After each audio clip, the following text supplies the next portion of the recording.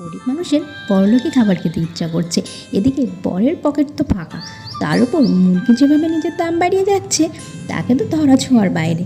তাই বর বলেছিল বুদ্ধি করে কিছু একটা করতে, তাই বানিয়ে ফেললাম আজ ডিম। আজ হাতে খুব একটা সময় ছিল না, তাই প্রেশার কুকারেই বিরিয়ানিটা করব। প্রথমেই শূন্যর উপর একটা বড় সাইজের গোটা আলু ছড়ে দিলাম, সেটি ওপর থেকে আমার কাছে 4 টুকরো হয়ে ফিরে আসলো। একই প্রসেসে অ্যাপ্লাই করে পেঁয়াজ, রসুন, আদা, টমেটো সব টুকরো করে নিলাম।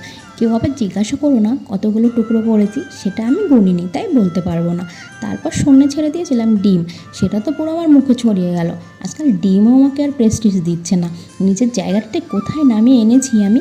তারপর সব মশলাগুলোকে মিলেমিশে থাকতে শিখিয়ে ঢুকিয়ে দিলাম মিক্সারের জারে, আর ভালো করে ওদের একটু পিষে নিলাম। ডিমের সব রাগ ওদের উপর ঝেড়ে দিলাম। তারপর ডিমের উপর প্রতিশোধ নেওয়ার জন্য যমরাজের মতো ওকে আবার গরম জলে ছেড়ে দিলাম। তেলের দাম বেশি তাই তেলের মধ্যে ছাড়তে পারলাম না। ওইদিকে ডিম তো রেগে ফুলে ফেপে উঠছিল, আর আমাকে গালাগাল দিয়ে বলছিল, হারামজাদি, একে তো গরম জলের ওপর ছেড়েছিস, তার উপর তুই ঢাকনাটাও দিয়ে রেখেছিস, আমার তো দম বন্ধ হয়ে আসছে এবার। ডিমকে সন্তুষ্ট করার জন্য নামিয়ে দিয়ে দিলাম ঠান্ডা জলে, আর প্রেশার কুকারকে দিয়ে দিলাম গ্যাসের ওপর। প্রেশার কুকারে রান্না করার একটাই কারণ, এক গাদা থালা বাসন মাজতে হবে না।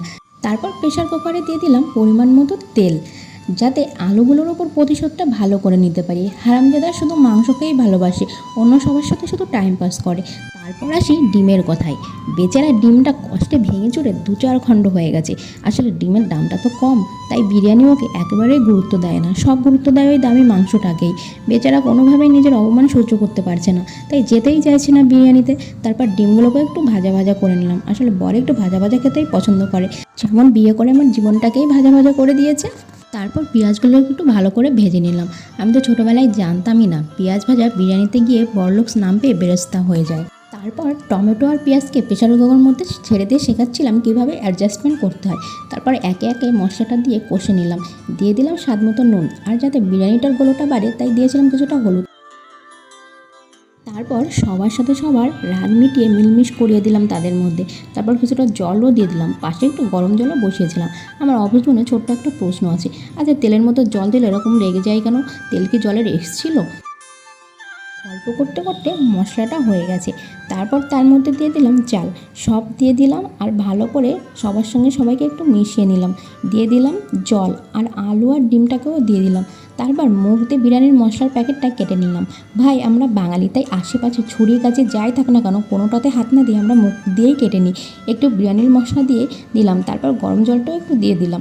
তোয়ালেতে ধরেছিলাম, কারণ বারবার ছ্যাঁকা খাওয়ার কোনো ইচ্ছা আমার নেই, হোক সে হাত কিংবা মন। তারপর প্রেশার কুকারের মুখটা আটকে দিলাম। রাস্তা দিয়ে একটা সুন্দরী মেয়ে যেতে দেখে প্রেশার কুকারে একটা সিটি মারলো, আর ওকে থামানোর জন্য আমি গ্যাসটা অফ করে দিলাম। মাঝে মাঝে আমি একটু ঢং করে ক্যামেরার সামনে দাঁড়াচ্ছিলাম, দেখতে বেশ ভালোই লাগছিল। বরকে জিজ্ঞাসা করলে বলে আমি নাকি আগের থেকে দেখতে খারাপ হয়ে গেছি। এখন বুঝি ও কেন এই কথা বলে আমাকে। আসলে ও আমার কনফিডেন্স লেভেলটাকে একটু কমিয়ে রাখতে চায়। আমাদের বাড়ির ইঁদুরটা পাশের বাড়ি থেকে একটু করে শসা এনে দিয়েছিল, আমি সেটাই কেটে নিচ্ছিলাম। বিরিয়ানির সঙ্গে স্যালাড না হলে কি জমে নাকি? এদিকে বরকে একটু ইমপ্রেসড করবো বলে শসার গায়ে আঁচড় কেটে নিচ্ছিলাম। সামনের মাসে অ্যানিভার্সারি, ইমপ্রেসড না করলে ভালো ভালো গিফট তো আর পাওয়া হবে না। রাস্তা দিয়ে একটা কাকু বাজার করে নিয়ে যাচ্ছিল, ইঁদুর ব্যাগ থেকে একটা পেঁয়াজও এনে দিয়েছিল, সেটাও কেটে নিলাম। আশা করি এইভাবে করে খেলে তোমাদের বারবারই এইভাবে করে খেতে ইচ্ছা করবে। তবে হ্যাঁ, সাবধান, জলটা একটু ভেবে চিন্তে দিও, বেশি জল দিলে আবার সেই খিচুড়িই হয়ে যাবে।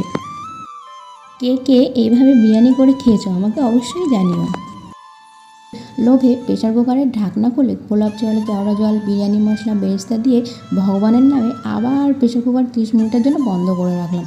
তারপর যেটা দেখলাম সেটা আমি আশাও করিনি। আমার বিরিয়ানি কাম খিচুড়ি রেসিপিটা কী করে এত সুন্দর ঝরে ঝরে পড়া বিরিয়ানিতে পরিণত হয়ে গেল। আমি সত্যিই ভাবিনি প্রথম দিনে আমি এতটা পারফেক্ট করতে পারবো। প্রথমবারেই যদি কেউ কিছু পারফেক্ট করতে পারে, শুনেছি তারা নাকি জিনিয়াস হয়। তাহলে আমিও কি? যাই হোক বন্ধুরা, বিরিয়ানি খেতে ইচ্ছে করছে কিন্তু টাইম হাতে কম, তাহলে একবার এটা তোমরা ট্রাই করতে পারো। শাশুড়ি মাকে দিয়েছিলাম একটু টেস্ট করার জন্য। তারপর রিভিউটা যেটা শুনলাম সেটা তো আমি আশাই করিনি। খেয়ে বললো নাকি খুব ভালো হয়েছে। আর এদিকে আমার ছেলের খাওয়া দেখে তো তোমরা বুঝতেই পারছো যে কতটা ভালো হয়েছে। আসলে বাচ্চাদের মুখে যদি কোনোটা ভালো লাগে সেটা বড়দের মুখে ভালো হতে বাধ্য, কেননা বাচ্চাদের মুখে টেস্টটা একটু বেশিই থাকে। যাই হোক, অনেক ভাট বকলাম। আমার ভিডিওটা যদি ভালো লাগে অবশ্যই একটা লাইক কমেন্ট শেয়ার করে দিও। আর ফেসবুক থেকে যারা দেখছো তারা পেজটা ফলো করে দিও, আর যারা ইউটিউব থেকে দেখছো তারা সাবস্ক্রাইব করে দিও। ভালো থেকো সবাই, টাটা।